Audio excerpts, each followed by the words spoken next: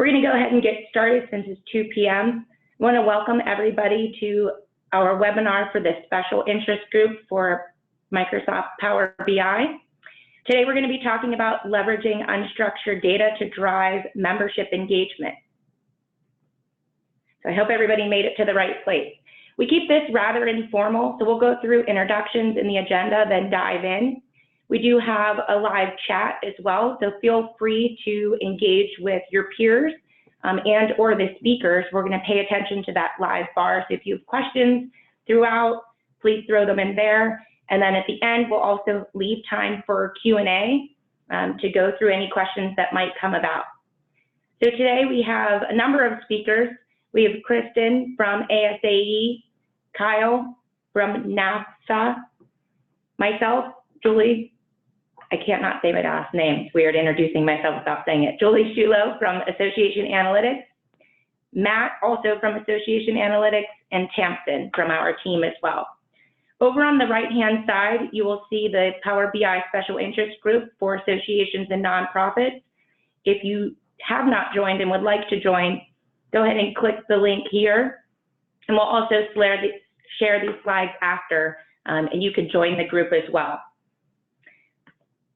So the agenda for today, we're going to go through an overview of unstructured data, a network graph in Microsoft Power BI with Kyle, an influencer visualization in Power BI.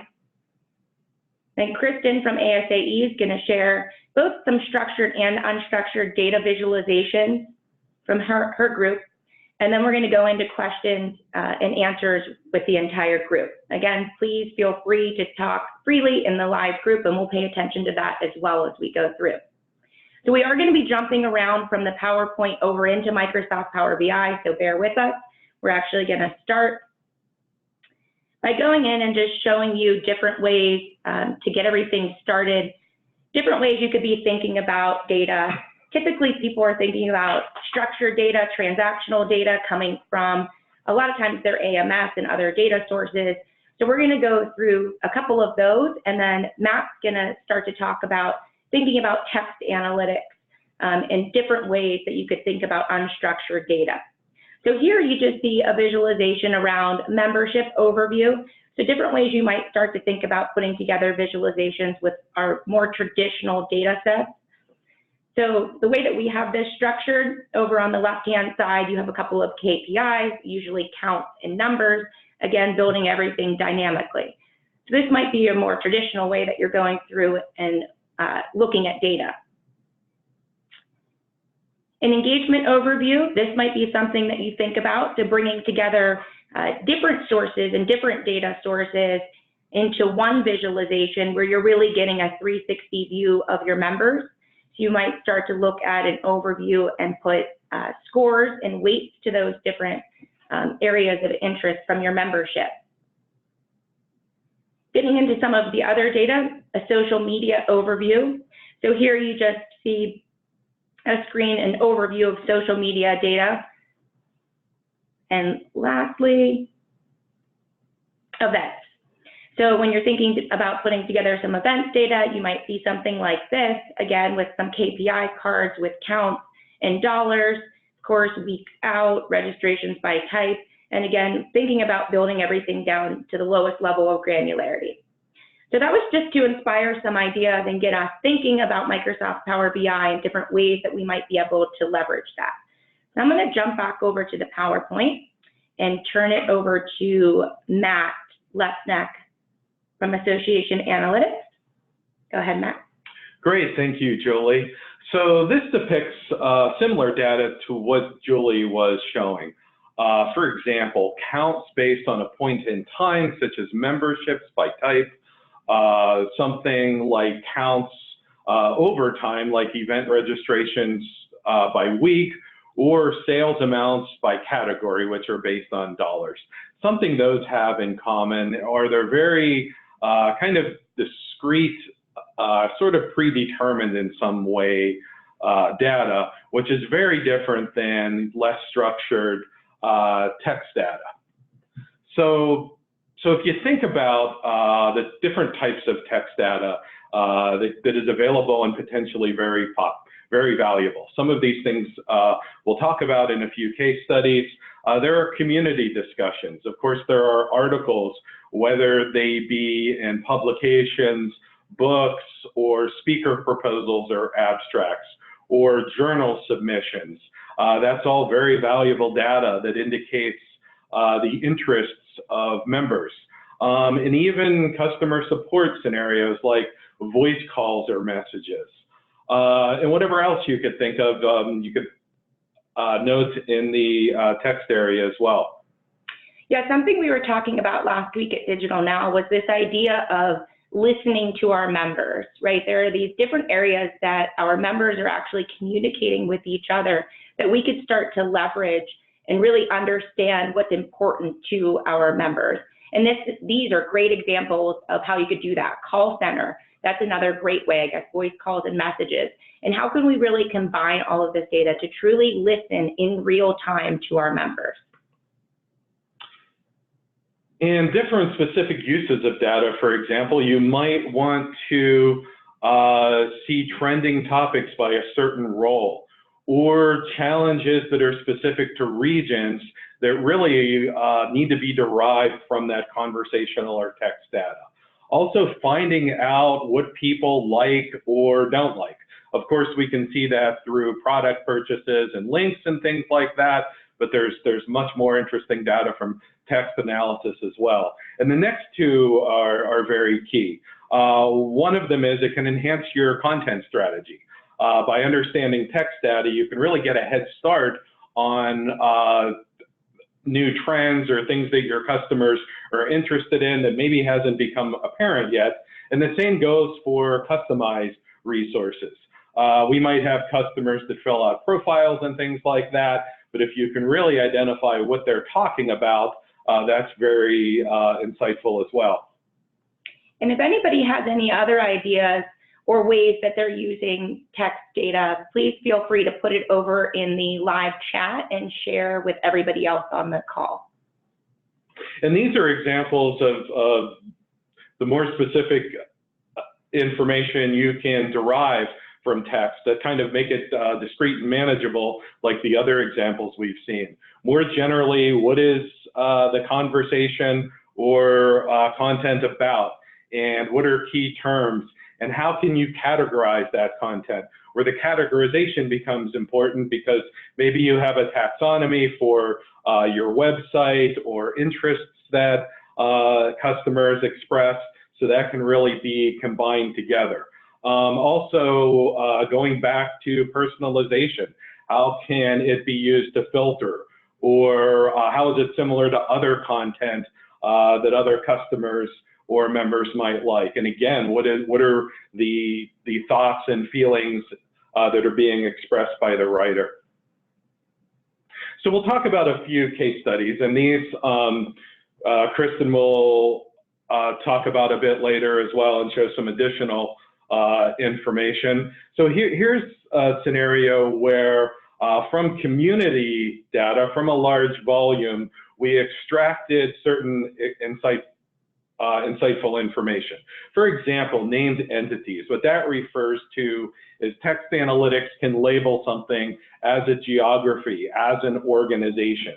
So maybe your text may not be tagged that way, but you can extract that from the text.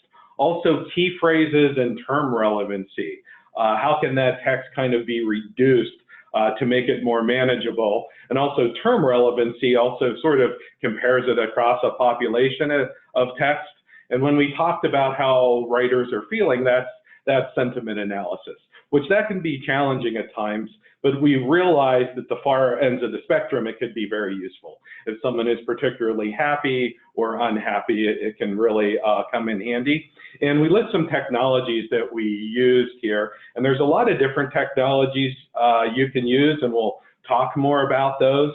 And some of the things such as Python and Hadoop, that was based on some kind of back-end scripting that we did, but you can do a lot of this directly through Power BI using custom queries where you don't need to write a lot of scripts and things like that. So we reference that a lot, but there are a lot of different options.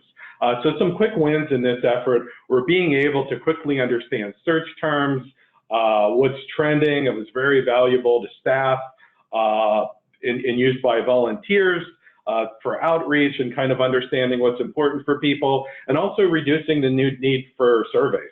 In the case of surveys, there may be open-ended questions, but you still have to rely on people sort of formally replying to them, as opposed to community data, which sort of reflects their kind of everyday life and work. And some of the long-term things that are being considered are, again, using it as content strategy and bringing like-minded people together and understanding the expertise of different individuals. And this is an example of a visualization that we did in Power BI, where we show the word cloud, for example, for text terms, but just as important is we're able to combine that with other data, because as a result of the community data, there are individual IDs that connect to all of these different demographics. Something else that we did that we've gotten a lot of interest in is expertise search and bringing people together. Maybe your association is looking for expertise to present at a conference or speak to the media or something like that. And the way we did this is we looked at content similarity. For example, if individuals are submitting abstracts or manuscripts or things like that, you can identify similar abstracts and manuscripts to potentially identify people with similar interests. Also, for term relevancy and selected tags, some cases, some people may be more liberal with assigning a lot of topic tags where others aren't, but this kind of helps you to independently validate the tags that people are assigning to content. And also identifying potential collaborators in terms of bringing people together to work together or finding people with similar interests. So this just sort of summarizes some of the specific analysis techniques. One is text classification. And then what this refers to is going back to a scenario where you may have a taxonomy that applies to content or individuals or products or a broad range of areas.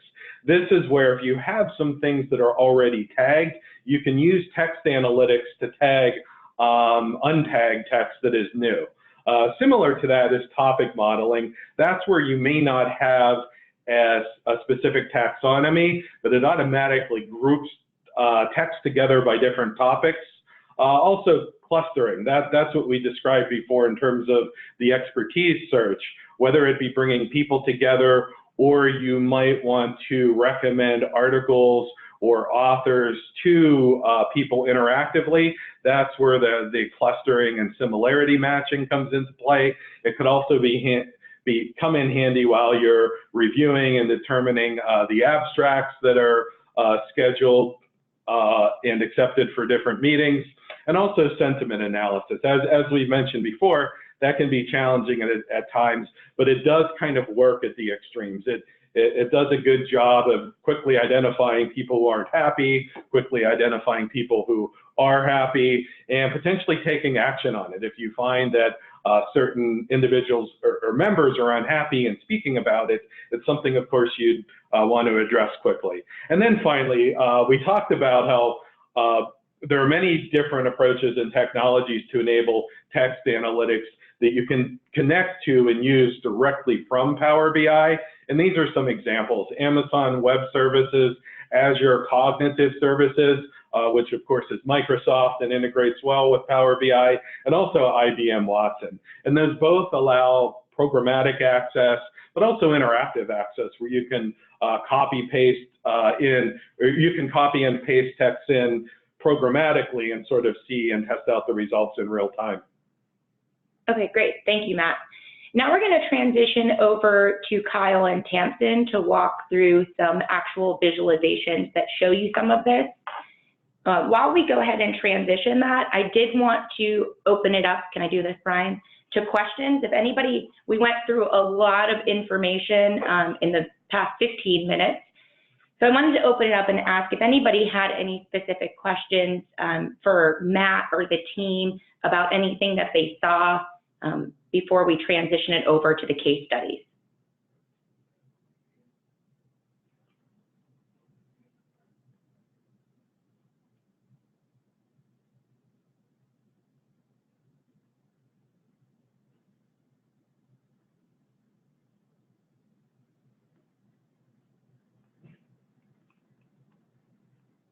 Okay, I'm not seeing anything in the chat or anybody chiming in.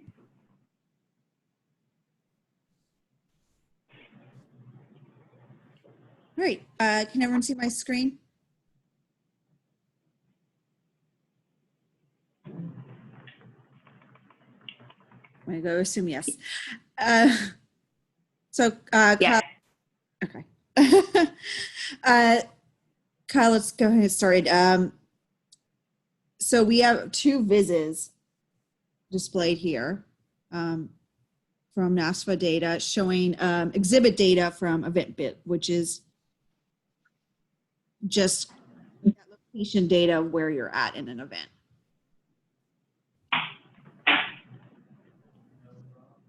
And the top one is a booth location map. So you can see where booths are located inside the exhibit hall.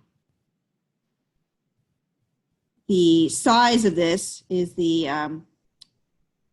size of the booth, and the color is how many visitors, or what was the average time visitors spent there. And the one on the bottom is showing a network diagram.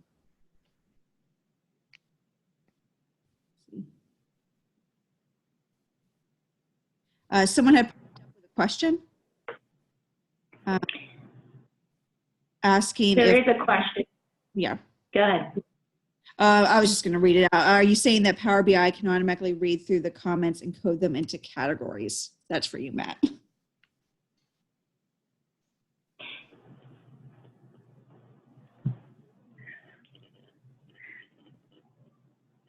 That is not the case, but we'll keep on going, and then we'll circle back on exactly how the back end data was put together. I think, Tamsin, you could touch on it a little bit, and then we'll circle back to that. So talking through a little bit more about the actual visualizations, what visualizations they are, what they're showing you, and then maybe Kyle can jump in on how they plan on using some of these visualizations. Okay, so as I said, this is showing the booth map, so we can see, you know, which booths are located where, and then you can click on it. It interacts with a network diagram, which this network map is showing the connection between booths. So in the data, there's going to be a row between every booth. So if you have booth A and booth B, there's going to be a row for them, and then it's going to store the overlapping visitors. So you can see, is there a strong connection between different booths? Are people who visit this booth more likely to visit this other booth? And if you click on them, it will update the viz on below, so you can see the different connections between those booths.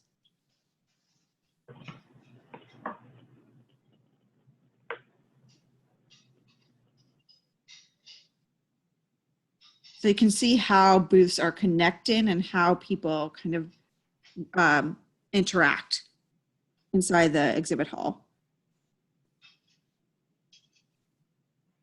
And we can filter it down to how many people are overlapping between the booths. So if you want to see only the ones with a higher amount of people who are going back and forth between booths, you can, or to maybe even a specific company. So if you only want to see one company,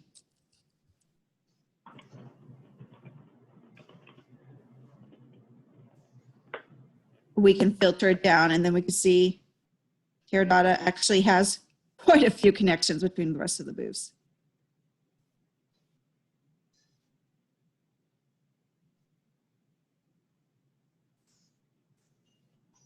So Kyle, I don't know if you want to talk about how you guys are already using the booth map and how you want to plan moving forward.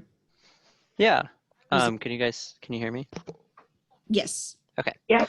Yeah, so I can imagine looking at this, you're thinking, you know, what is this top map of? And, you know, it's a slightly an untraditional visualization. You know, but for us, this top view, you know, it's sort of an abstract view of what our annual conference's 2018 exhibit hall looked like. So it's a good representation of it. And how we're using or plan to use this sort of a visualization, and keep in mind that this data has been collected using beacon technology. So we use Bluetooth LTE technology at our event to track how people move around the exhibit hall. So what and what it's allowing us to do, particularly with this network map on the bottom, is to learn about which organizations tend to bring in the same population of people. And one of the biggest things that I've found so far in looking at the data is that there's a lot of sort of synergy between companies that I didn't necessarily expect to have as much overlap. You know, we might think of our exhibit hall more as, you know, in terms of the services side of our industry, you know, people might be window shopping for the best deal on a SaaS service for dealing with international students, and CVIS, which is International Education's government technology that sort of lets students check in and out. And there's a lot of technology around working with that system, because obviously working with any government system is kind of hard. They have a lot of software to make that easier. So we would think that we would see people sort of shopping around for the best technology. But what we're seeing is that between companies that have sort of the same products and services, they're not necessarily, you know, window shopping. They might be going to the one service that they use. So it sort of raises the question of, okay, so what are people doing? So sort of those anomalies in, you know, high level connections between two companies that you wouldn't suspect. It's sort of getting our exhibits team thinking about, what does this connection mean? Like, what is the similarity between these two companies? You know, why is somebody going to a software company and then spending a lot of time at the Study in Chile booth? And it gets our exhibits team thinking about things like that. And our approach to exhibits is pretty hands-on. So we, at our annual conference, we'll meet with about 90 of our partners, and we'll work with them to select their exhibit booth for next year. So one thing that I could see us doing is using this to sort of try and pool together companies that seem to do have a lot of shared population. You know, make the end user experience easier for attendees to get their business done in the expo hall. So that's one thing, one easy win that I'm seeing coming out of this. And the other thing is thinking about these networks in terms of our attendee segments. So one of the biggest things our attendees are really interested in is, you know, what are the senior, quote senior, however you might define that, people doing, and how are they spending their time? So we can segment down to see, you know, what the network looks like in terms of different populations, and see how that impacts, you know, what the standout connections are, and which companies appear to have the most synergy. And then third, just in terms of general, from a business perspective for NAFSA, we can see which companies appear to be obviously central nodes. So Teradata, right there, smack dab in the middle, is always sort of one of our de facto case studies, because they do a lot of great business for the industry. But thinking about how we can use Teradata to maybe disseminate more information, to use them as a model for adapting new products and services that NAFSA is offering to exhibitors. You know, we can get them to maybe purchase more hubs for event bit for our beacon reading, so that we can show other exhibitors, you know, how this technology can help serve them better. You know, we can use them as case studies for our own business towards exhibitors. and see how that sort of disseminates out to other partners. So I mean, those are sort of the key things that we're thinking about right now for this network analysis. But I think it's pretty new to us, so we have a lot more critical thinking to do about it. But it's something that we've always been interested in. We've always wanted to know how people move through the expo hall, and so being able to see who shares these sort of pathways will be of great value to our exhibits team in how they plan the conference and then how they work with our exhibitors. Great. So if anybody else is using this visualization in maybe different ways or using different data into this visualization, please throw it over in the chat for other people to use. I think this is a great application. And Kyle, thank you for sharing the different ways that this is driving both strategy and tactics for you at NAFSA. Is there anything else before we move on to the second case study with Kristin at ASAE? Did anybody have any questions for Kyle and Tamsin?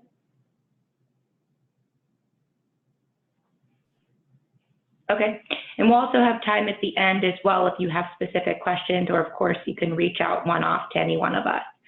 Now we're going to switch over to Kristin at ASAE, who's going to show us the Network Navigator viz, looking at some of their community data.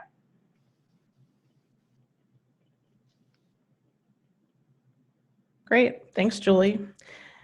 I was planning to show one thing, and now I'm going to show more than one thing. So, based on our conversations, I think some of this stuff will be relevant. Brian, am I sharing? Let's see. Kristin, there you go. Yeah. Yep. You got it? Okay. So, Yeah. Since Kyle was just talking about the Navigator viz, let me first show the Navigator viz, sorry, as I'm clicking around. Okay, so this is another use of that Navigator, the Network Navigator viz. And we're in just the beginning stages of trying to figure out really how to use this to impact our strategy. So this is looking at our community data, our online discussion, our member community. And what we're able to see here, I have this filtered by subject contains analytics.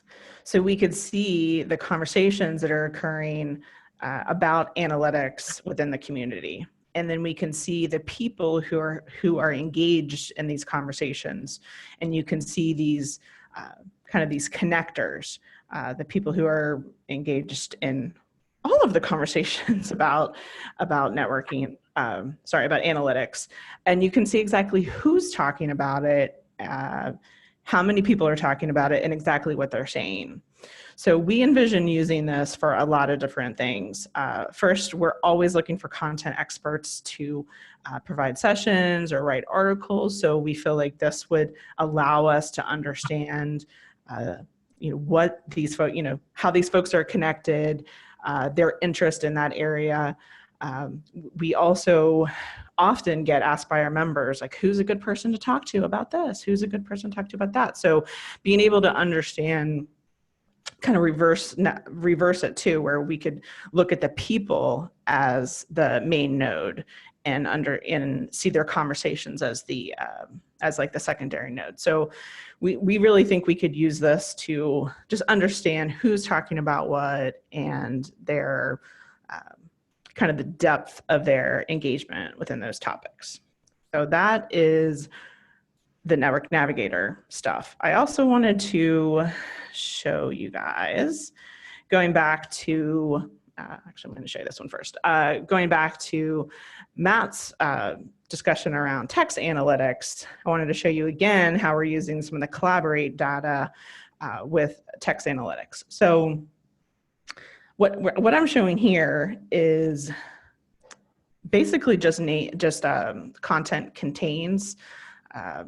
So this does not force you to kind of kick it up a notch and perhaps use like Azure or, you know, AWS to do more natural language processing. So this is just a simple name contains. So we have, you know, a bubble chart here that allows you to see kind of the most popular search items.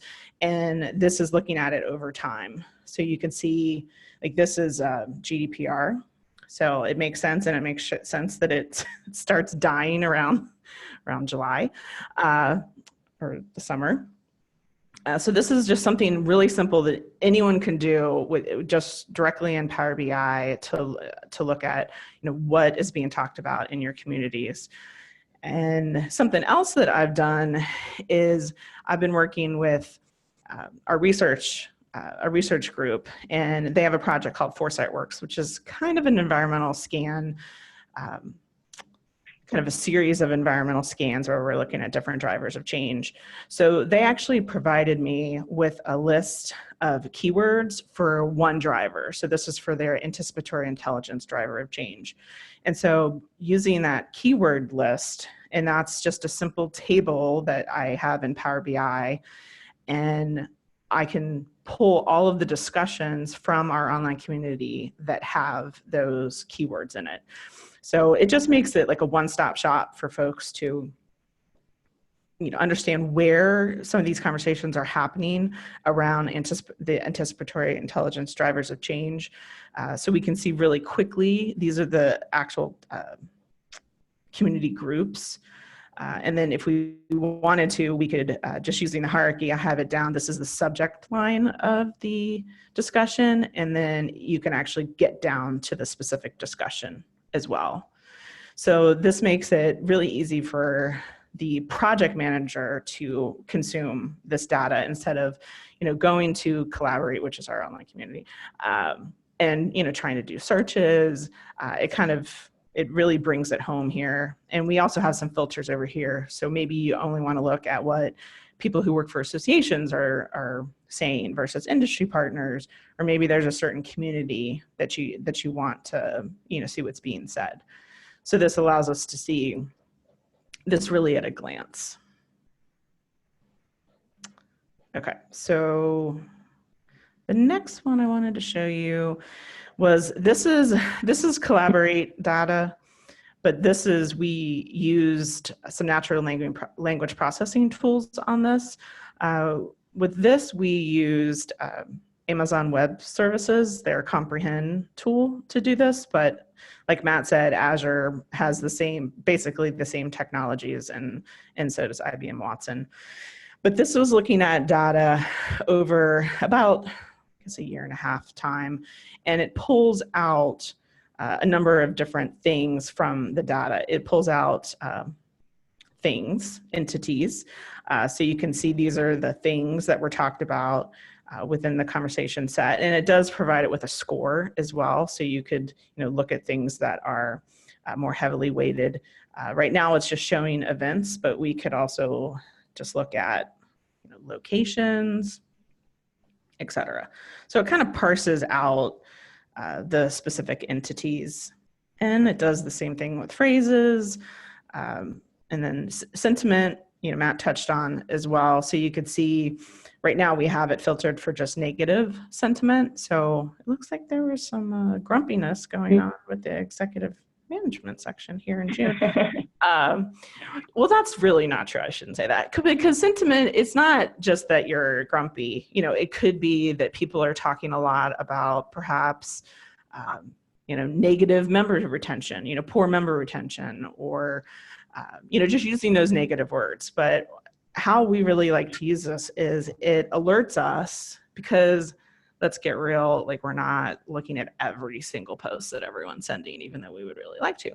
So this allows us to see things at a glance and decide where we need to take a look, where we need to, you know, spend our efforts on. And if, you know, if you see a pattern where there is a group that has a lot of negativity in it, you know, you could take a look at that more closely. And then through the natural language processing, it also pulls out terms. So you can see the specific terms and the frequency of those terms used in the discussions. And then we also were looking at, we have a taxonomy at ASAE. So we were looking at the taxonomy, and right now we're filtered to look just at the technology section discussions.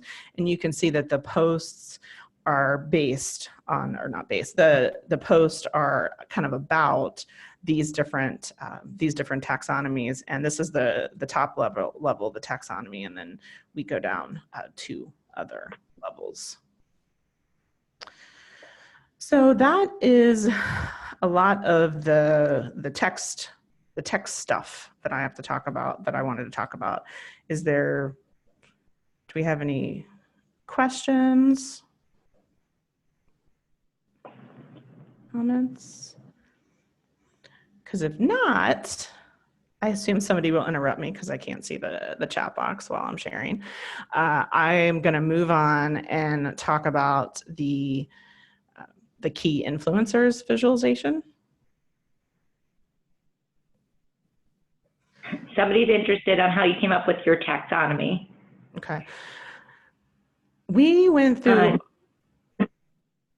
I'm sorry, Go Julie, ahead. go ahead. And then I have another one. Okay, so the taxonomy, it was a big ass project, basically.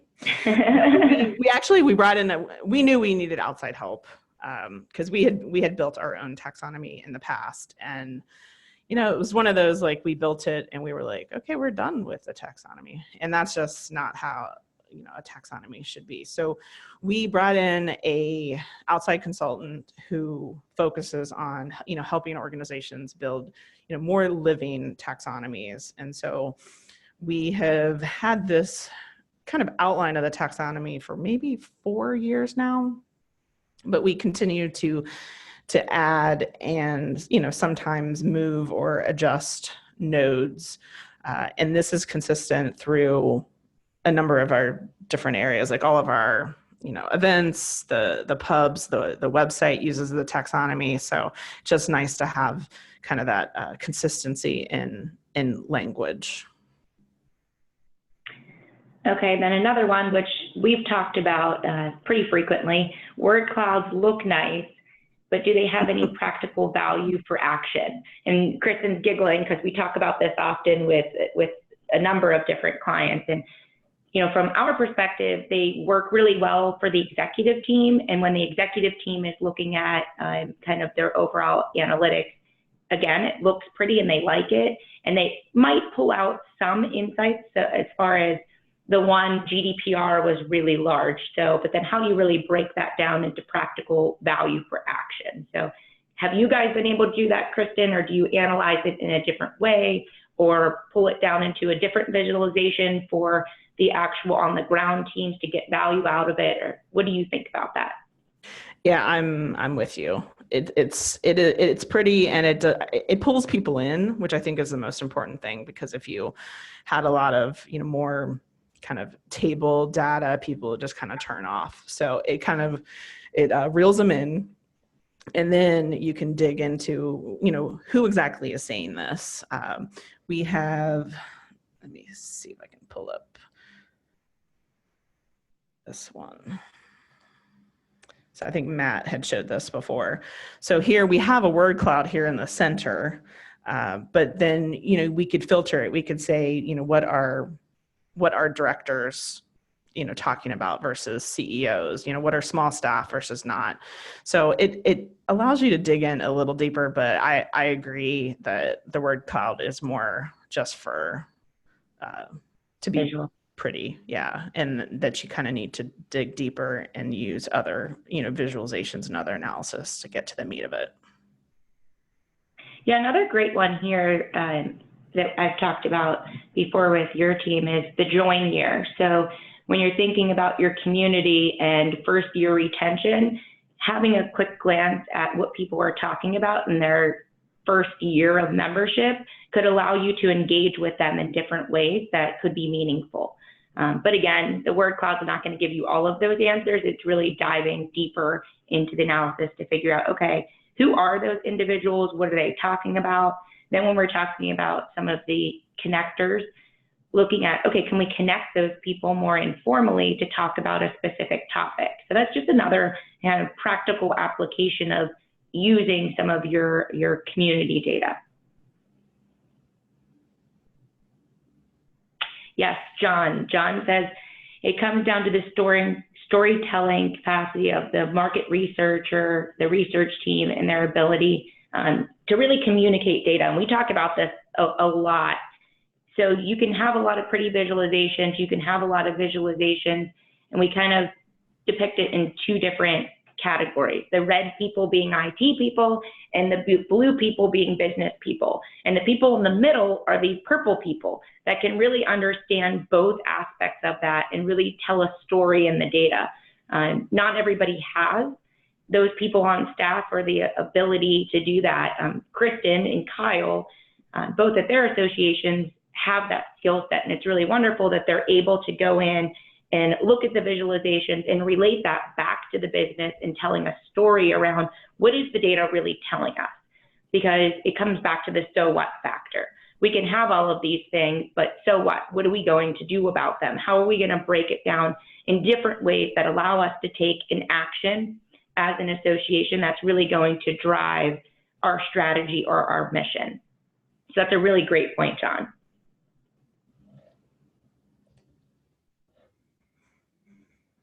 Okay, so Julie, you, Kristin. Okay, great. Well, feel free to interrupt if any other questions come in, but I'm gonna move on to the semi-new key influencers visualization. So this is really probably not unstructured data, but it's really cool, and I really wanted to show it off. So this was, I think, launched publicly, I think in February. So it's relatively new, and it is pretty cool, especially if you're not a person who likes to do regressions in R or in SPSS. What this is doing is it's basically running either a linear or a logistic regression based on the type of data that you throw into it, really to predict relationships among the variables. Let me edit the report so you can see what's going on here. So it's really simple. You tell it what you want to analyze, and right now we're looking at membership renewal, but you could just as easily, going back to member engagement, I mean, you could easily, if you've identified things that kind of make up your member engagement, you could throw those into the analyze bucket and really understand, okay, why are people, coming to our annual meeting? What predicts people buying our most recent publication? What predicts people communicating with each other on our online community, et cetera, to really dig in and understand what are the influencers and what are the segments. So I'm going to show you this membership renewal, but you could use it in like so many different ways. It's super excited. So again, right now we have the life cycle. So this is like, are people going to drop their membership? Are they going to renew? And then these are a number of fields that I threw in here to understand how they relate to the life cycle. So things like what type of organization does the person work for? The size of the organization, how long have they paid to be a member? Where they live, et cetera. So what I think is really cool also is that it actually gives you the language that you should use too. Because often going back to like the storytelling aspect of it, sometimes it's hard for people to understand like exactly what this is saying. And this clearly says, what influences next cycle to be, and I've selected drop. So, what makes people likely to drop their membership when, drop. Okay. When the likelihood of the next life cycle being drop increases. So and what this is showing here is the variables that are in this explain by area, which ones have the most impact on the likelihood of people dropping their membership. So you can see a number of these are blank fields. So we have country name is blank, revenue size is blank, organization type is blank. So that was a pretty big aha, where if we don't have information about these folks, they are much more likely to drop their membership. There's also retired friend. So if people are retired, they're 3.19 times more likely to drop their membership. And again, you hover over here and there's a nice little narrative there. What over here on the right is showing is it's basically all of the variables. And then if you click this, you could show just the ones that are influencers. So you could see how, if the country is blank, there's a almost 54% chance that these folks are going to drop their membership, where Australia looks pretty bad too. It's like almost 38%, where you can see the dotted line, the average is 13.27. So you can see these things are very different, from the average. Another thing that this visual does is it shows off the top segments. So it basically clusters things for you because, of course, not everyone's the same. So what this is showing here is that in this segment, which there's about 9,000 people in this segment, that 97% of them will drop. And it shows specific characteristics. So if country name is blank, and if they've been a member 1.5 years or less, they're 97% likely to drop their membership. And you can dig into this even more with this, learn about this segment where you could see how, and I'm going to unclick this comparing proportions because this makes more sense to me. So you could see like this is the association management companies, which is a type of company, versus professional associations versus blank. So you can dig into all of these characteristics that were included in this explain by. And that goes the whole way down to this group is like 27% chance of dropping. And you can see their characteristics are different.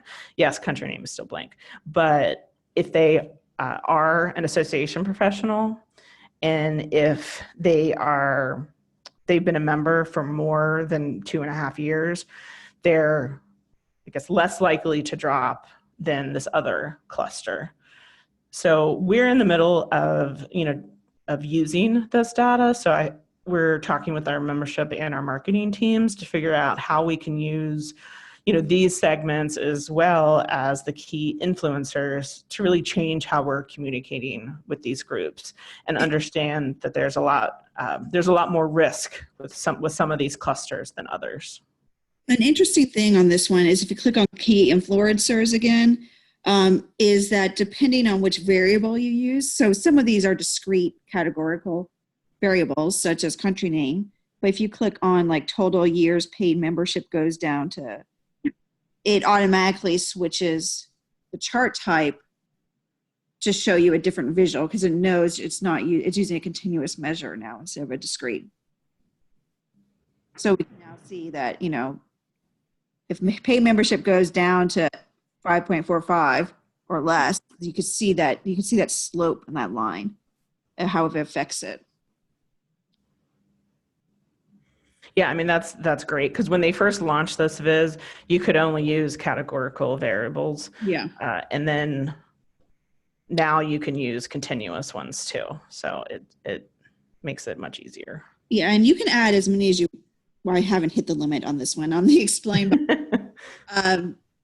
But yes, it may add things in there, but it's not going to go. It may not go on the list. It may not show up as an influencer because it may not be.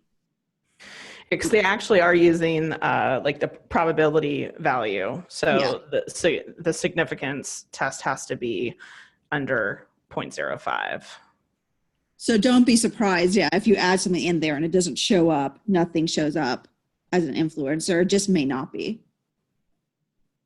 And you're saying, Kristin, if this is in the February release, but you do have to turn on the feature in order to see it. It's a new visual type. If you go under options and like options and settings, under preview features, you'll have to turn on this visual in order to be able to use it. So it's kind of hidden there. So that's why you may not have noticed it if you guys were trying to find this in your own Power BI desktop. Great, thank you. And this is pretty powerful. Thinking about what people are really looking to know, oftentimes who's likely to renew and what those variables are really high on that list. And that's something we're going through. We actually built into our product, which is on the Power BI platform. And then we have our team going through now and looking at this visualization here and then the actual R models and figuring out, are we coming up with the same, is Power BI essentially coming up with the same answers, and what is that variance? So how likely are you to get the right answers out of here with the correct variables? So really exciting and kind of cutting edge, constantly thinking of what's next, and Power BI is certainly doing that. And so thank you, Kristin, for sharing. We're just as excited about this, and I hope the community is as a whole, because this really is allowing to get to the next step of the predictive that we're always striving towards. So any other questions for Kristin about this specific visualization or what she had shared?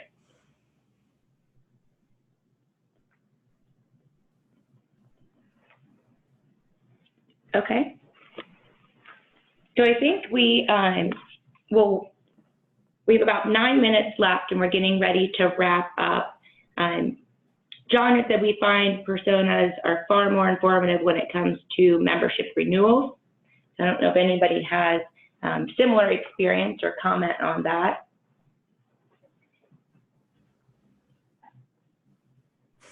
This is Kristin. Anybody else have? We haven't really used personas too much with our membership, but after seeing some of the top segments within this influencer model, I think it's something I'm going to recommend. We do a lot of personas when it comes to like website stuff, but I think it's really clear, at least for us, that these segments are really, really different, and I think we should start using personas a little bit more than we are now. Can you give an example of personas from the above comment?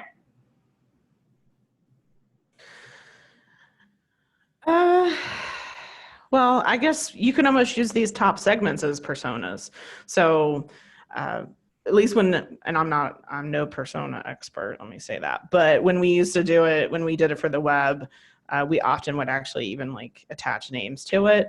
So, maybe this might be John, and he's a new member, and he lives in Greater Washington, and he's, new to his job.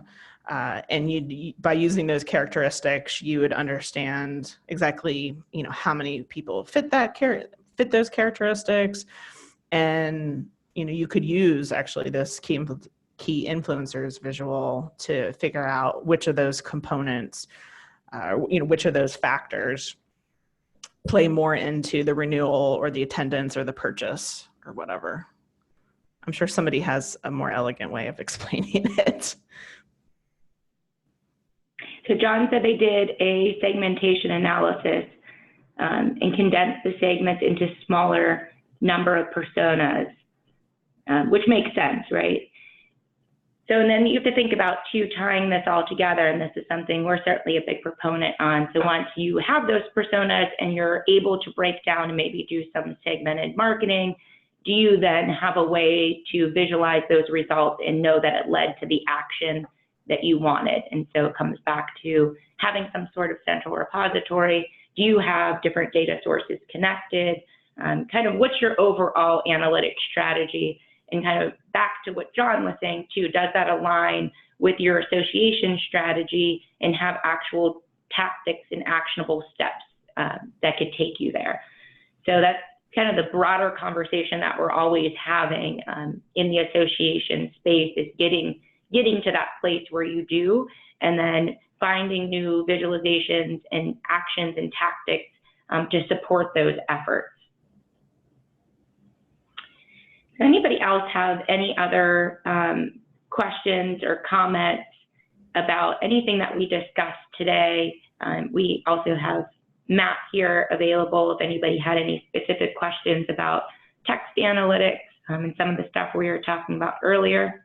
So I'll give everybody a minute to think about if there's anything. And also over in the chat group, if you can put any ideas you have for the next webinar, we're happy to take those ideas, get specific examples.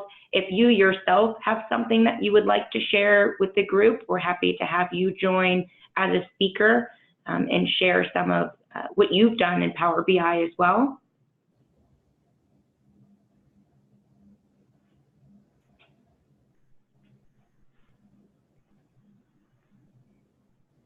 Okay, so if that's it, we'll call it a wrap. A couple minutes early, and we hope everybody enjoyed today's webinar. Again, please join the Microsoft Power BI Special Interest Group for Associations and Nonprofits. If you have specific questions or want anything that we shared today, feel free to reach out to Kristin Berry or myself, Julie Sciullo. And thank you for spending the afternoon with us. Have a good day.